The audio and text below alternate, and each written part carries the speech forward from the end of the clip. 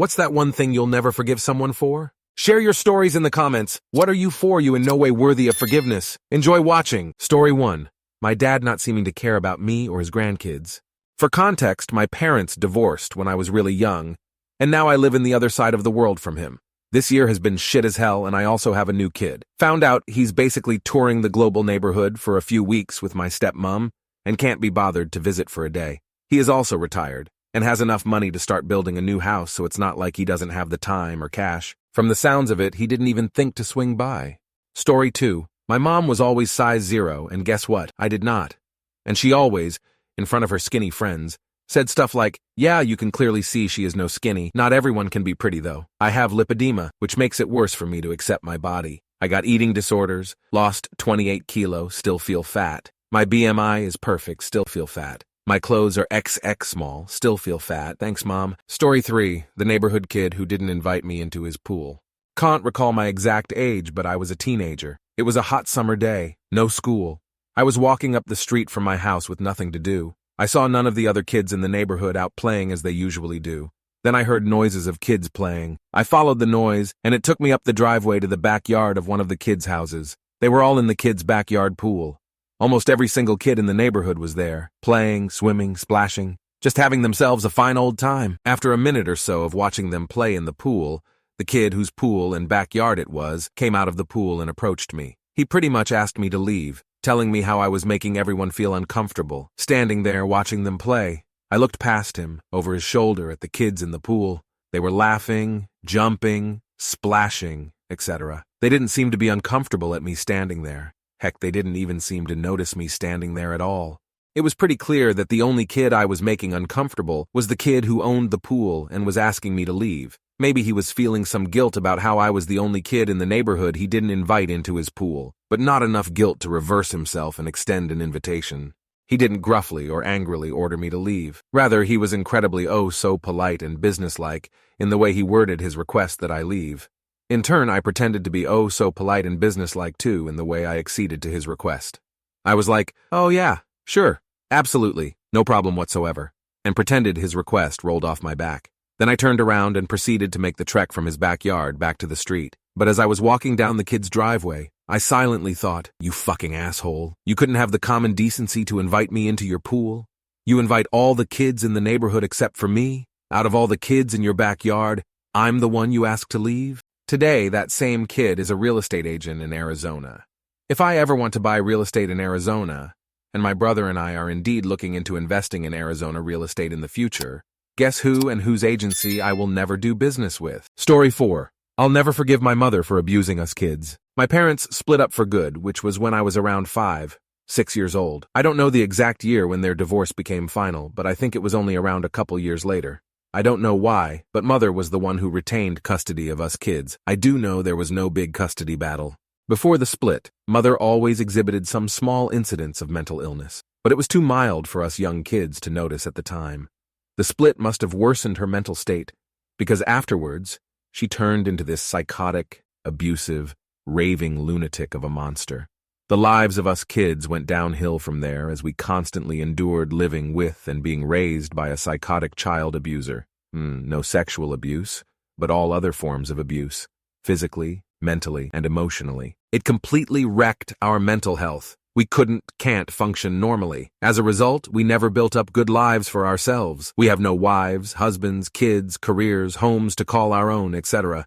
We're all sad, miserable, depressed little creatures surviving on public assistance. My father, the nice, normal guy, came from a rather large, normal, and loving family, about 6 or 7 brothers and sisters.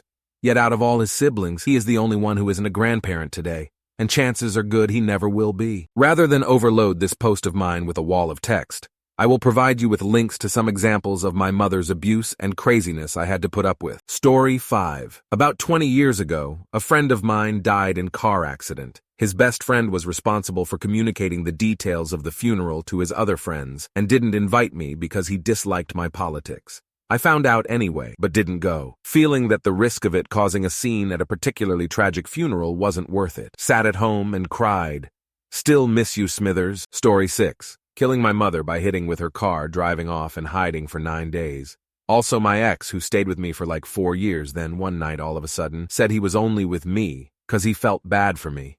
Now it's hard for me to trust anyone. Also, I miss my mom so much. I feel so much guilt and feel very suicidal for both. If it wasn't for my cats, IDK where I would be right now. I'm currently sitting here crying. Just wish I had a friend. Story 7. My first GF and intimate relationship. It was my first time being with a woman, and I was in love all over my head. We've been doing it for like 3-4 weeks, and then she tells me she's pregnant. I was 17. All I could think of was my mom. She was literally going to kill me, and how that could happen, since I always pulled out. Eventually, I started growing on my GF, who probably felt guilty and ashamed, and confessed it wasn't mine. I broke up instantly, even if I loved her and never wanted TK hear from her again, which I didn't. Story 8. Screw all of you telling someone to go do it when someone threatens suicide. I have actually been suicidal and had someone tell me this. It was the lowest point in my life, and just to be kicked lower by a family member was icing on the cake. I survived, but barely. You never know what someone is going through. Those that are using it for manipulation, I agree, are disgusting, but you should never tell someone to do it even if you think they are manipulating. Get them help. Either way, they need it. Story 9. Someone I know, ex-friend, current partner of 10 years sister, pretended to have cancer for 7-9 months, I can't remember. While her mother was literally dying with cancer, thankfully she somehow survived and is still kicking today. And even to this day, after literally nobody believed her, note when she gave up the act, she claimed the doctor had 2 files, hers and someone with cancer, dropped them and put their file into hers, and vice versa. Yeah, that card, and you could reverse Google search the pictures she was sending and find it everywhere online for free, without watermarks. Anyway, she still claims it was all real and so awful those 7-9 months receiving chemo she didn't need. She's a pathological liar, and I can't stand to be near her the last handful of years.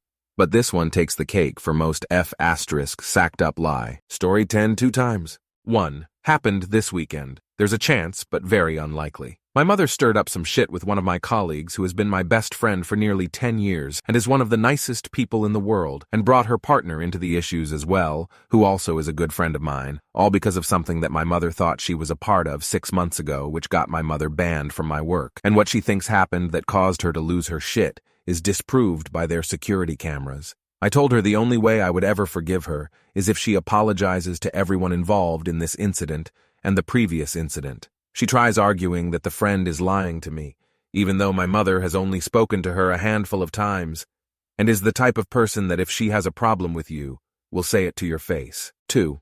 Former best friend who ended up marrying my ex accused me of some messed up things, and while never confirmed, but I'm fairly certain she was cheating on me with him. We reconnected a few years later, but she started dictating what he could and couldn't do with me on certain days. So I said, fuck it. It's not worth the hassle, and I'm going to drop things with him for the betterment of mental health. Story 11. Cheating on me. When I eventually finished, of course she was outraged, I'd dump her.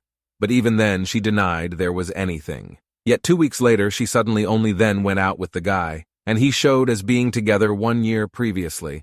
I sort of knew this from the start, and I admit it's my fault for not ending it sooner, but I wanted her to admit it or show proof I was wrong to be suspicious. But considering she was the biggest and clearest narcissist I'd ever meet, not sure why I thought that would occur. Story 12. My sister threatened hospital staff, so they ignored my dad's written directions in his advanced health directive, as well as my direction as his EPOA. He was given antibiotics because he had contracted aspiration pneumonia for the 2nd time in 5 weeks. He had dementia, was 94, and had been living independently up until going to hospital. His dementia got significantly worse in the hospital. Because of my sister, my dad ended up in a nursing home, choking to the point of vomiting on pureed food, in an adult nappy for 4.5 months. He had 0 quality of life and suffered unspeakably. I will never forgive her for making him suffer unnecessarily. Story 13. I got raped when I was 20. My childhood best friend put a massive status on Facebook basically slagging me off because she was butthurt I didn't tell her and I'd told someone else. Reason why I didn't want to was because we were that close. I didn't want her to feel hurt by it too. I wanted to protect her from it and thought I could cope on my own. The person I told her like it was gossip to be spread around. They couldn't understand why I didn't fight him off. In the space of a month, I'd lost my virginity to rape, all my dignity and confidence, and my childhood best friend. I'm pretty certain I was in love with her too. She meant the world to me, and it hurt like fuck to know that she was willing to throw away about 14 years worth of growing up together over me. not telling her something that happened to fucking me. That whole situation just baffled my brain, man. Never really had friends since either. Story 14. Elderly man at my synagogue when I was younger, maybe 10, 11.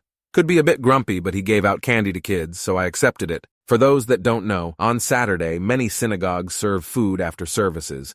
So one particular day, we were waiting around to be given the go-ahead to take food. I decided to take a little early, and suddenly this guy from the across the room yells something along the lines of, "You're not just disrespectful, you're a pig." Not even his death, and he did die, could grant him forgiveness from me. Story 15. If someone has wronged me and makes a sincere apology, followed up by taking actual actions to repair the damage, then I will probably be inclined to forgive them. If they aren't willing to do the work, then I don't need them.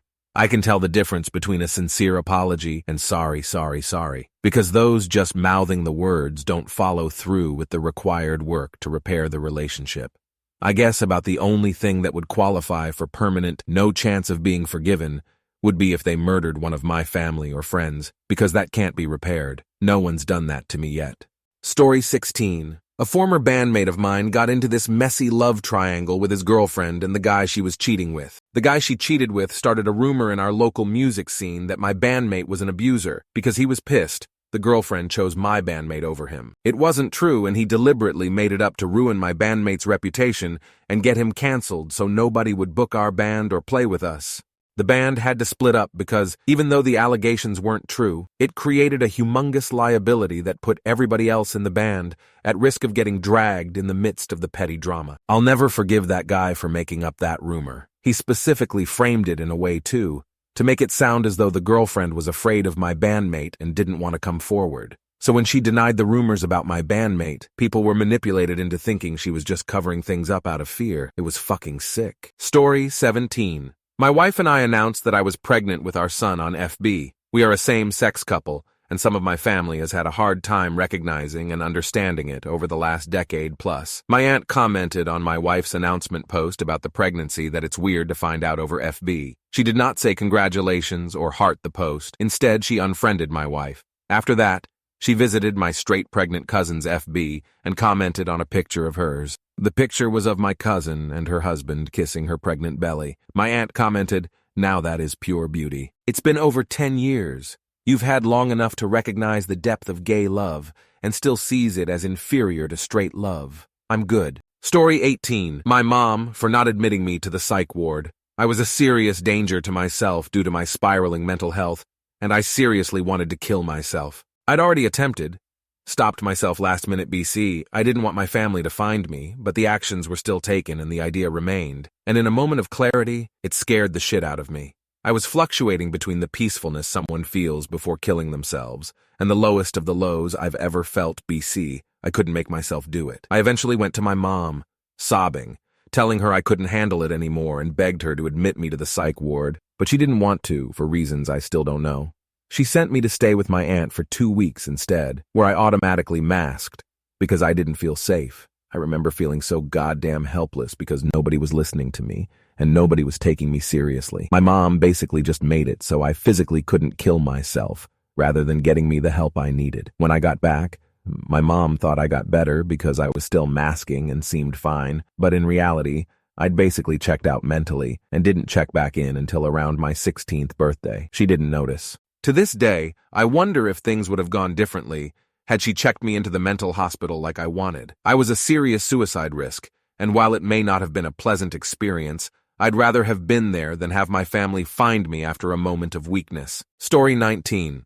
During my divorce, I started seeing a girl for a couple months. The time we spent together was great, and while it was never going to work out between us, she was the person I needed at the time. I have since learned that at least a good chunk of the things she told me were lies, and I'm pretty certain I was the other guy for her when we were together. I can ignore all that, but what I can't forgive is that towards the end of things between us, I was having a bad day and was really low and needed someone to talk to, and her response was, "I can't have someone so negative in my life," and then she blocked me. Story 20. My sister. After my mom passed, my husband and I took on helping my sister. I was 22 and she was 19. I paid for her to move to our state, bought her a car, got her an apartment, and furnished it. I also opened 2 joint credit cards so she could start building her credit, and in case of emergencies, I continued to help her when she asked, and I didn't mind. About 3 years later, we decided to start a family. When I was 16 weeks, my OBGYN placed me on bed rest, and that was my last day of work. I called her and told her the news. I explained that things would be tight until I went back to work. It wasn't a week before she called and asked me for $200. I told her no. She proceeds to say I was being inconsiderate and selfish because I was only focused on myself. I just hung up the phone. Later that day, I found out she called my husband, told him I had a boyfriend and he wasn't the father of my baby. Thank God, my husband didn't believe it.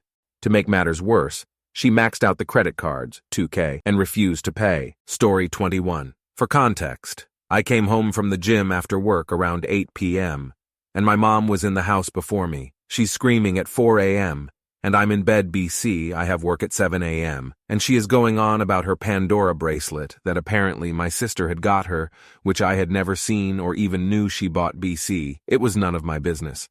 I offered to buy her a new one or give her money for one or help find it, but she forbade me from touching anything of hers. She said as she was leaving it better be there, and at the job I used to work at, Chipotle. We weren't allowed to wear bracelets. The only thing I kept on my person were my 2 necklaces that I had layered and earrings. I knew she did this before when I was 16 and wanted me out of the house, blaming me for losing her contact case. I wore glasses and didn't know how to put contacts in yet till years later. Fast forward, I knew she would blame me, and I was already going through another false accusation at work that had been proven to be false, but they lied on my name. I get a phone call, and it's from my mom, and I immediately say, "It is not my responsibility to look after what you lose," and she goes off, and she says, "Well, it didn't just walk out the apartment." She said this BC. We were the only 2 people in the house. She said, well, it wasn't a ghost, to be more specific. I came home, and she's trying to call the police on me, and in front of my then-boyfriend at the time, saying that I'm a thief, and I tried to give it to a bitch to be her friend. I had a full panic attack because I made valid reasons that didn't support her accusations at all, and she started speaking in tongues, saying I'm a demon, and I need a relationship with God, and I need therapy BC. I had been sexually assaulted, and since I don't tell her anything, I had been for months since it happened. She said I stole her bracelet to get her to kick me out so I could live with my boyfriend, and when I told her again I didn't take it, she turned her back on me and simply said, "Have a nice life." I left the apartment for 3 days and had planned to move out of the apartment without telling her she would just find me gone with all my shit packed. Fast forward a year later, her relationship with me is non-existent. She calls me and says that she found the bracelet, and it slipped into the little cubby cubes where she stores her extra clothes. A year later, last year, she tearfully apologizes to me and asks me to forgive her. I never cried so hard in my fucking life, BC, that hurt my inner child that got accused and never got that apology. Even though she was wrong, she was so adamant about being right. She insulted me and said some very hurtful things out of spite, so I can't forgive her for that. She's also the same person when I told her I got assaulted. My sister convinced her I was lying for attention, BC. I didn't want to report it. BC, they guy had followed me to my address, but my mom had been date raped in a car, and I believed her without accusing. I read the police report I was forced to make, and she asked if she could see it. I simply said no, and she said okay. I'm sorry for the rant. Story 22. This one isn't deadly serious or anything, but I'm still upset to this day that my paternal grandmother prevented my grandpa from passing his 2 native languages down to his children. Our family completely lost the ability to fluently speak French and, more importantly, Assyrian Chaldean in 1 generation, because my grandma didn't like not understanding her what her family said, and didn't feel like learning. It's bad enough for French, but losing the endangered ancestral language of our family, a small ethnic group in diaspora, hurts. My great-grandparents fled genocide only for their language to be erased from their lineage almost immediately. My French is okay and improving, but with so few good resources, I've had to come to terms with the fact that I'll probably never speak Chaldean or be able to help keep it alive. Please teach your children your language, and if someone dislikes it, teach them anyway. Story 23. My friends in college who dumped me alone at my house after being drugged and proceeded to go talk shit about me being an alcoholic. Instead of taking me to a hospital or staying with me, they called my dad 4 hours away and said I had been drunk driving and got in a wreck. I woke up covered in vomit to my father standing over me hours later. He drove from 1 a.m. 5 a.m., extremely concerned. Showed him the receipt to prove I had 1 drink at the local bar and some fire food, and he realized what was going on. He was livid. I was left alone while my friends proceeded to party at whoever's apartment they went to, while I was completely unconscious in my bathroom floor, where they left me. I cut off all of those friends and blocked them on everything. I still find them lurking in my See who viewed your profile on TikTok. I will never be able to understand leaving someone who clearly needs medical attention completely alone on a bathroom floor. It's a miracle I didn't choke on my own vomit while unconscious. Story 24. Ex-BF that was practically a sister for over a decade showed me trust is just a weapon. I grew up with a crush on two guys, friends that were like brothers, and the one I got to know first was the one I wanted to remain friends with, and I developed a huge fondness for the latter friend. Due to bro code, I was deemed persona non grata in romantic avenues. The latter friend and I remained friends, and the crush lasted longer, but they refused to allow anything to grow past friendship due to their brother never getting over me turning them down. Our friendship ended with a fight. If I was ever put in that spot, I'd let my friend take their shot at happiness. I'd step aside. Any code be damned if my friend was honest with me. Brings me to the sister. She knew firsthand my pain, watched it unfolded over years, and watched me declare my new moral code in the name of love. A few years later, I met my husband and introduced them. Fast forward years later, I learned in the most brutal way that when I introduced them, they formed a mutual friend at that time. Something that into a relationship the same time him and I started to move into a relationship. My husband ended up with me due to a confusion. After meeting my friend, they wanted them instead. They both knew it. The both hidden it. My feelings on relationships with friends was known, and they both choose to hide their feelings because of a complete accident that involved me showing up, and my husband thinking my friend turned them down as a result. I was the one they settled for because I made it easier than my sister. Finding out that my husband may or may not still have her naked photos, and even has them years later. My sister's defense of not telling me so, they could have given it a go and left me out of their games. So what? Her husband was engaged with a kid on the way when they met. She doesn't care about what others think is appropriate. It's not like she's trying to steal him now so I should be happy. Knowing that I'd have given them my blessing didn't matter. Bro code isn't a thing. Made me respect my old crush dearly for his morals. She is dead to me. She is less significant than the nothing I replaced her with. Thank you very much for watching. If you liked the video, like it, be sure to write comments and share your stories.